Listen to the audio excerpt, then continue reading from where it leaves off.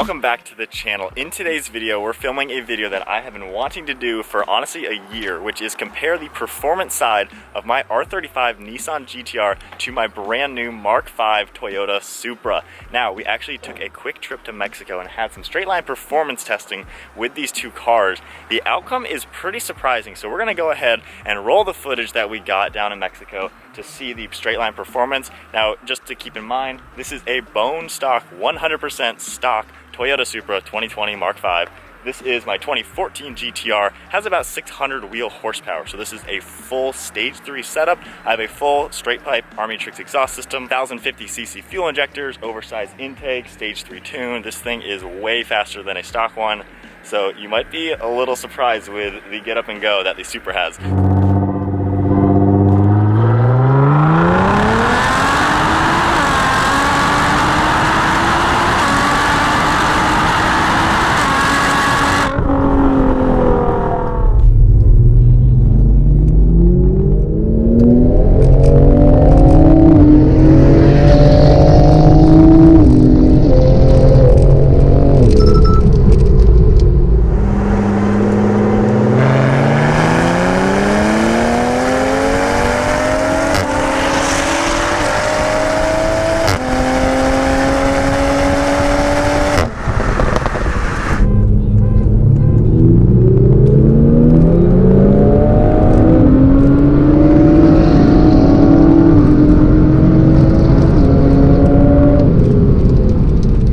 Surprised with that outcome. Again, that is a bone stock Supra against a stage 3 GT-R. Now, the first pulls were second gear around 20 miles an hour. The GT-R definitely had the advantage. It has a lot of power down low like that. It gets up and goes. The third gear 30 mile an hour one though, the lag in the GT-R made it to where the Supra actually held its own in third gear for a little bit.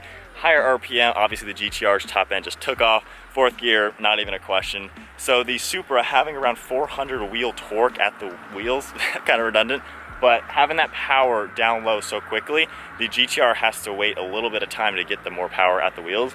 But that is pretty darn impressive for straight line performance testing between these two. I was not expecting that. So now we're gonna hop into the beautiful Nissan GT-R, talk about what it's like driving on some twisty roads, the performance aspects of it, and then flip the camera around and take the Supra out.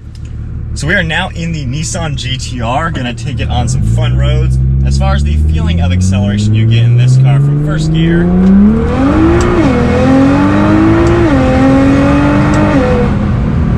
wow. So, as we all know, the Nissan GT-R is a very fast car, especially tuned up. It is not really anything to mess with, although from the straight line performance testing, Supra holds its own pretty well. But with this car, you get acceleration, especially with the modification potential and the mods that I have. It is a fast car. So this car, it's got some weight to it, around like 3,800 pounds. And you know, you gotta stay on your toes with the car. It's noisier in here, I'm yelling a little bit. But as far as handling goes, I have everything in race mode, comfort suspension, just because it's a really bumpy road. But going around a quicker turn, the steering is actually really direct. There's nothing vague about it. It is a speed sensing steering rack, I believe, so the higher speeds you're going in the car, the steering gets a little bit tighter, which is really nice. But as we get into sharp turn, around 30 miles an hour,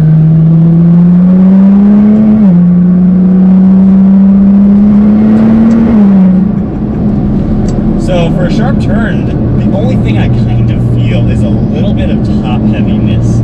So the weight of it, I guess, a little bit taller than you would hope. But with that said, it still feels pretty nimble and planted. I'd say the car, the planted feeling is the best. Like, you have grip for days.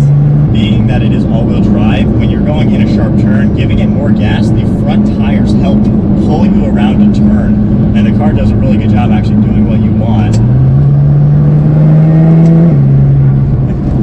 Now, the only, not downsides, but as far as the performance goes in this type of road, it is a little bit not forgiving. It is a bumpy ride. The car is so stiff that it doesn't forgive you. You hit a bump, you know you hit a bump. Even in comfort mode, you know you hit a bump. You know, you don't have to wring out the engine because of the power that it has. The engine response, I would say, is super responsive. There's a little bit of lag in it, and you you have 2 turbos, so each turbo only has a 3-cylinder engine spooling it up. So you get a little bit of a lag, but as long as you're, you know, upwards of 3,000 RPM, I don't see that being a real issue. If you're out on the racetrack, you're not going to be bogging it anyway. You're going to be higher RPM. This is I would say, a very violent supercar to drive. It has the characteristics where you got to be on your toes. It fights you in the turns because there is some weight. And then you got to be on your toes out of the turn because the power will get you up to ridiculous speeds in no time. So as far as a sports car / supercar goes, the GT-R is pretty awesome given the sense that it's got so much power and drama. Wow, I mean, that was G-forces coming out of the turn. All right, we are now in the Supra. I have never driven these cars back to back like this, so sport mode on and into drive and over into manual. Get our feelings back with this car. So we'll do basically the same everything. Well, brakes are way touchier. So getting up to speed now from first gear. All right, lost traction there. That's turn traction to the sport mode. There we go. Well, acceleration is definitely there in this car. It kind of surprises you with how quick this car actually is. And that's the kind of the coolest thing that I've noticed with the new Supra. You know, it's rated at like 336 horsepower, 365 pound-feet of torque, which is nothing too crazy. It's got an inline 6-cylinder engine, but nothing too crazy as far as power goes. But they're dynoing way more than that stock, and as you can see, it's got some power to back it up. As we get onto a twisty road, the steering is really nice. Wow. So we got the 8-speed automatic. So this is a conventional transmission. As we take some sharp turns, it feels so much lighter around the turn. It feels a little bit easier to take a quick turn just because, I guess, it feels lighter.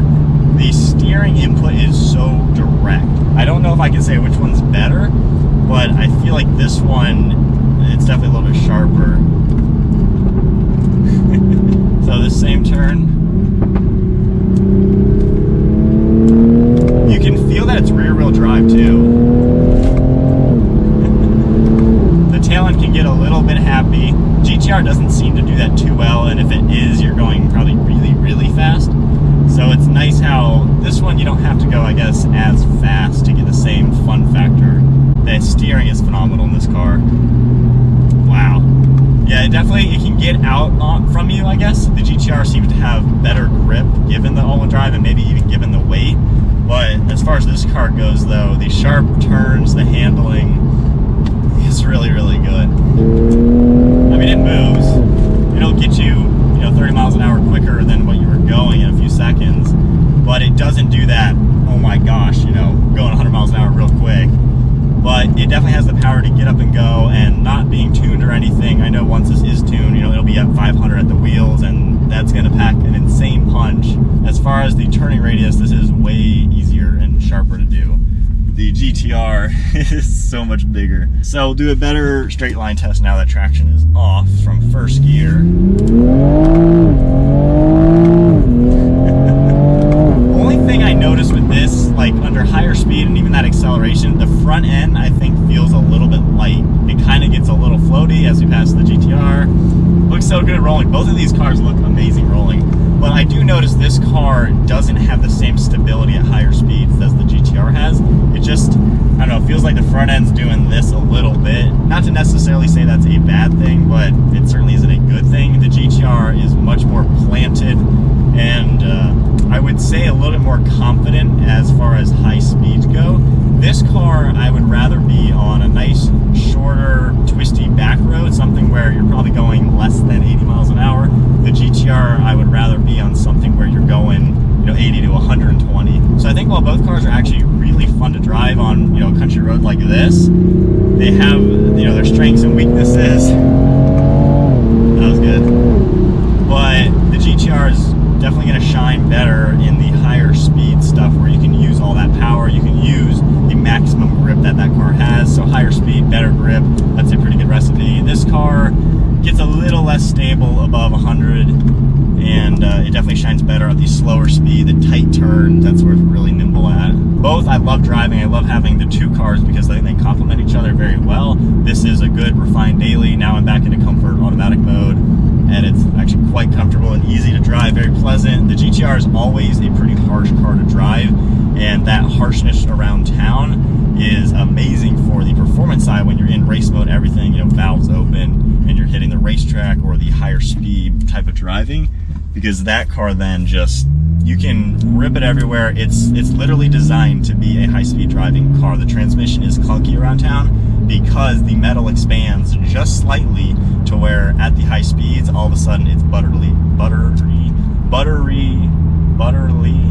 very, very smooth. The car gets very smooth at the higher speeds because when those gears expand that micro of a millimeter, all of a sudden everything is precise. Around town, a little clunky. This car is amazing around town. It's a very normal car in automatic mode, and then it has very good sports car characteristics to where when you take it on the back roads, it's a lot of fun. This car you can drift and do donuts with. So I think that's kind of everything I needed to talk about as far as performance goes. I'm having a hard time actually picking a winner because I don't think one is better than the other. I know the GT-R, you know, new to new is twice the cost of a Supra. I bought mine used, it was 70 grand, this thing was 60 grand. So this is still a cheaper car, even brand new to a used car. The GT-R is twice the car as far as the performance side. It has the race car feeling to it that this car doesn't have at all. And it has that raw supercar feeling that is a wow factor. That is a very wow car to drive. This car is a surprisingly awesome car, I would say, because it is a great, comfortable, normal car. As I'm just cruising going 58 miles an hour, this is quite comfortable. But you put it in manual, sport mode, flick a few downshifts, and yet what was once a normal car is now a really fun car to take on back roads and the track. So comment down below, what do you guys think is the better performance car, the Supra or the GT-R? Keep in mind though, a 2020 GT-R is twice the cost of the 2020 Supra. So you're spending over $100,000 versus you can get into this car low $50,000. So for the price, this is probably a better bargain just because it holds its own very well. But it was really awesome to compare my two cars, honestly my 90s dream cars, to see the modern versions of them, how they stack up as far as performance goes. I don't have a winner. They're both awesome in their own ways. One has this strengths, one has these strengths, and yeah, that is a performance test with the Mark V and R35. Hope you guys enjoyed the video. Be sure to give it a huge thumbs up if you did. Hit that subscribe button. Stay tuned for plenty more content to come. We have GT-R merchandise, a few Supra merchandise items as well. Those are all linked down in the description below. Hope you enjoyed the video. I'll see you guys next video.